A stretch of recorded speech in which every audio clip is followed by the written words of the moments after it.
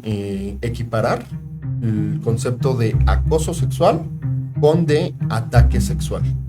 Equiparan los dos delitos, porque antes eran dos, como aquí en México, los equiparan en el decreto del año pasado y promueven que mediante ese acuerdo pueda haber distintos juzgados como culpables que puedan tener una sentencia menor o incluso salir de la cárcel.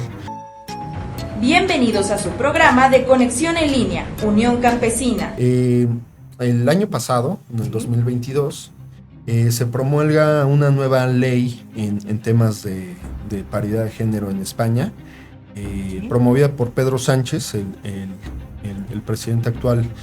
Se ha caracterizado por ser de extrema izquierda. Pues promovieron esta ley el año pasado porque no fue retroactiva la ley. O sea, en los artículos transitorios, normalmente una ley, dependiendo cuál sea su naturalidad, tiene que ser en temas de que sea retroactiva o no. ¿Retroactiva a qué me refiero? A que cuando una ley es retroactiva puede... hoy en día, si tú estás acusado por el tema de acoso, en la que sea retroactiva puede ser que te puedan juzgar. Alguien que realizó un delito ayer o antier, se le puede aplicar la ley. Pero la ley que se aprobó. La ley que se aprobó. Exactamente, a eso me refiero con lo retroactivo. Porque realmente es lo que estuvo pasando, que muchos promovían sus aclaraciones, sus juicios aclaratorios para poder disminuir su pena ya con esta nueva ley, ¿no? Y pues fue una cuestión muy grave, porque realmente estaban dejando en libertad a muchos criminales que incluso tenían temas de violación sexual. ¿Por qué? Porque la pena se disminuyó a 4 años. Entonces se equipara ya con una agresión sexual al tema de simple acoso, incluso por teléfono, ¿no? Un acoso de lo que pasaba precisamente, platicábamos con el tema de Rubiales y la selección femenil española, ¿no? Entonces, de ahí deviene toda esta gran bolita de nieve que se hizo más grande, y pues ahorita es un gran tema perjudicial para España, ¿no? Porque en México las leyes no son retroactivas. No. Pero el problema, por ejemplo, por el que ahorita está atravesando España es muy grave, porque además en estas leyes retroactivas él está planteando el perdón para terroristas. ¿Sí? Entonces, yo seré alguien en un país que se me va a echar encima. Es un aspecto grave en ese sentido, porque además son estas personas que participaron en el movimiento de separación en España, ¿no? Sí. Entonces está hablando de que está apoyando a los movimientos separatistas y que está apoyando incluso a gente que en el pasado, cometió una serie de actos en los que murió mucha gente y que ahora se les perdonaría con esta nueva ley, y el rey no está dispuesto a que se otorgue ese perdón, ¿no? Por ejemplo.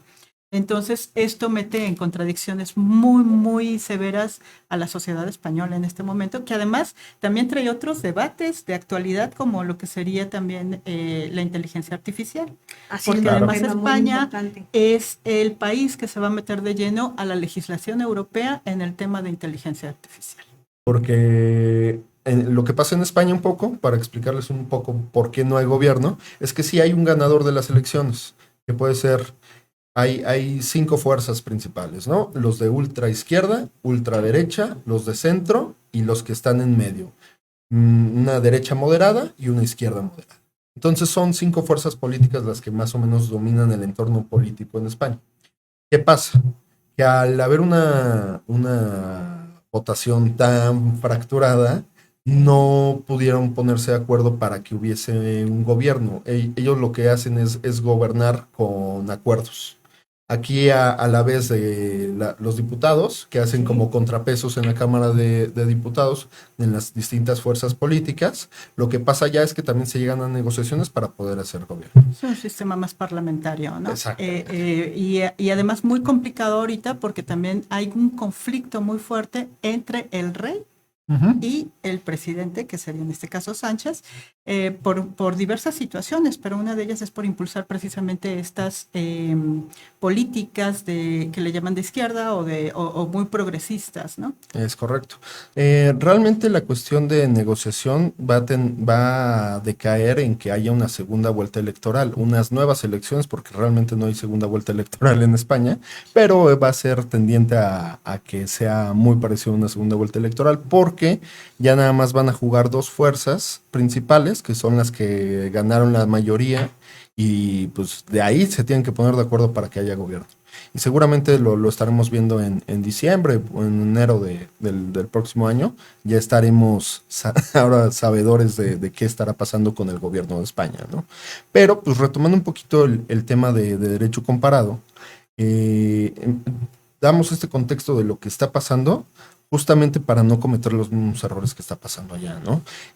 Aquí sabemos perfectamente que debería de estar dividido en dos, ¿no? El tema del acoso, que de hecho no está bien legislado aquí en nuestro país, no hay mecanismos o herramientas necesarias para que hablando de cualquier género, ¿no? Pero para que las mujeres, que son las principales víctimas de tema de acoso, puedan, ahora sí que ejercer sus derechos. ¿Por qué? Porque las autoridades son muy omisas a los medios probatorios, a las pruebas que se les podría brindar, ¿no? ¿Podrías ilustrarnos con algún ejemplo? Tenemos, por ejemplo, nosotros sabemos del caso Olimpia, ¿no? Claro. Sí, que es muy sonado y que además ya hay una ley en ese sentido, en ese contexto, que está aprobada a nivel nacional. ¿Y cuáles son estas todavía omisiones que se observan desde el ámbito del derecho? Sí, claro. Digo, la ley Olimpia es uno de los mejores esfuerzos que ha habido precisamente para evitar este tema de compartir el contenido sensible por medio de dispositivos electrónicos, ¿no? Pero hay una línea que precisamente es delgada y va paralela a la ley Olimpia, que es sobre el tema de no compartir el contenido, pero sí estar mandando mensajes pues un poco subidos de tono sobre ciertas imágenes, ¿no? O sea, y les pasa mucho también a personas un poco más famosas, ahora a los TikTokers famosos o a los influencers, sobre todo a las mujeres, les pasa mucho que las acosan mediante estas redes digitales, ¿no? Y no hay mecanismos suficientes a veces para hacer valer los medios de prueba ante la fiscalía.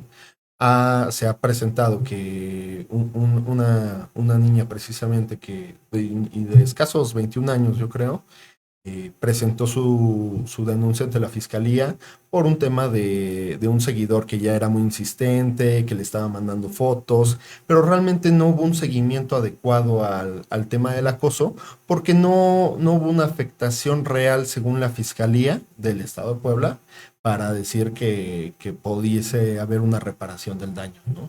Entonces, todavía los medios de prueba son muy escabrosos en cuanto a hacerlos valer.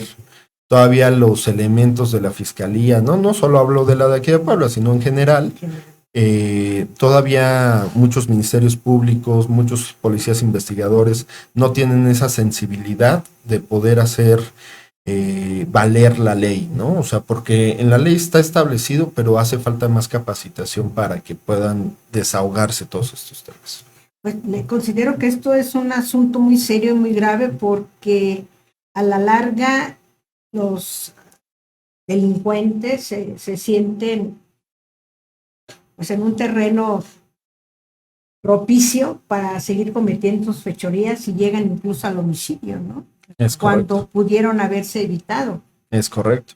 Y también, pues, en este contexto en el que vivimos, que cada vez es más el tema de este tipo de acosos, pues evidentemente hay que reforzar medidas, ya sea como política pública. Digo, hay una ley que necesitamos llevar a cabo, pero como política pública llevar una capacitación de los elementos, realmente sensibilizar a la sociedad también de lo que se tiene que hacer, de lo que no se puede hacer. Desde el ámbito de la prevención, De la la seguridad prevención. pública, ¿no? Es correcto. Que además ha habido algunos esfuerzos, a veces un poco más marcados en las administraciones y a veces menos.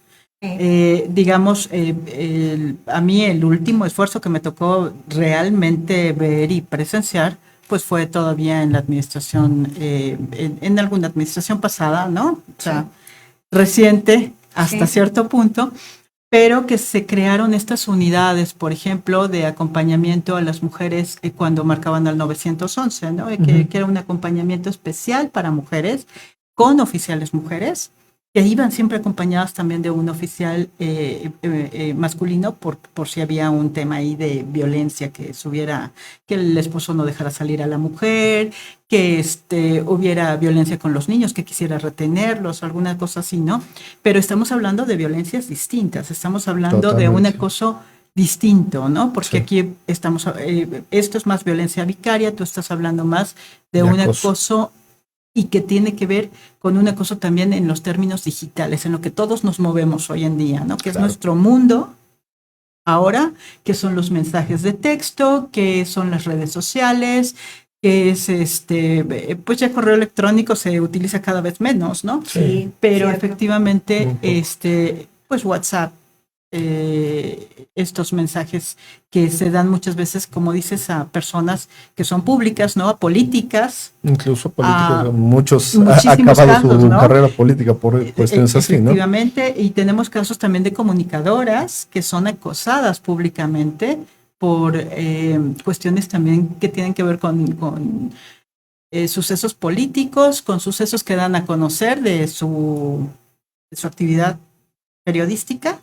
Y por supuesto también de situaciones que tienen que ver y que están muy relacionadas con el poder o con el narcotráfico.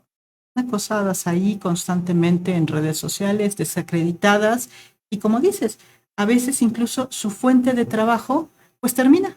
Claro. Termina porque está la desacreditación que la gente realmente ya no sabe a quién creerle, ¿no? Si a la periodista o al político o a la política o al doctor, incluso ahora con los temas de pandemia, ¿no? También hubo mucho este tema. Y es urgente de verdad ya tratarlo. Los colegios de abogados, por lo menos aquí en Puebla, han hecho algún intento de presentar una propuesta, una iniciativa de ley sobre la cosa. ¿Tienes conocimiento de esto? Fíjate que por lo menos hace algunos años, hoy 2023, 2022 no estaría sabedor, pero desde del 21 hacia el 18, 16, por ahí, no había un esfuerzo conjunto de las barras de abogados, ni de la barra, ni de la NADE, ni algún otro colegio de abogados, que tuviesen una iniciativa para impulsar hacia el tema de mejorar esta característica del acoso, ¿no? No hay como tal.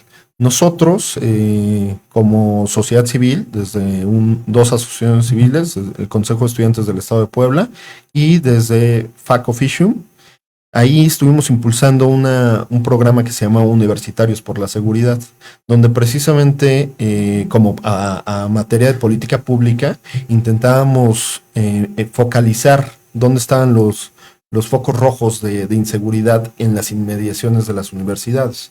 Lo hicimos en la UAP, evidentemente, que es donde más había focos rojos, en la misma UPAEP, que hace 2 semanas, y el tema sigue latente.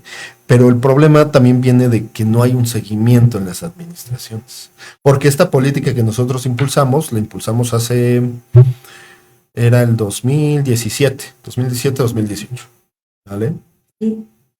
Realmente la falta de continuidad es lo que genera que no haya mejores resultados. Hace 2 semanas en la UPAEP se están manifestando, incluso en el informe del rector, baños se manifestaron precisamente por el tema de inseguridad. Y realmente no es un tema que le tengan que achacar al rector de la UPAEP, es un tema que hay que achacarle al ayuntamiento actual de la ciudad. O al pasado, ¿no? Lo hemos visto recientemente, imágenes en televisión han sido muy duras, muy, como dijéramos, muy violentas,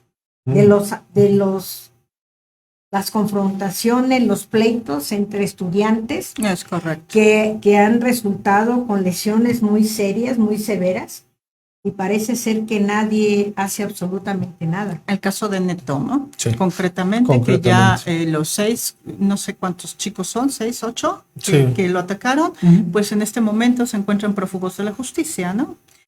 Y si no están prófugos de la justicia, están prófugos socialmente, porque todos los acusamos de alguna manera